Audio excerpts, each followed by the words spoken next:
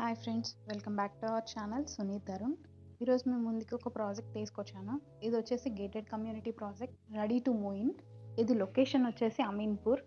ఎవరైనా prime location కావాలి, ventilation బాగుండాలి, వ్యూ బాగుండాలి అని అనుకున్న వాళ్ళకి ఇది బెస్ట్ ప్రాజెక్ట్ అనమాట.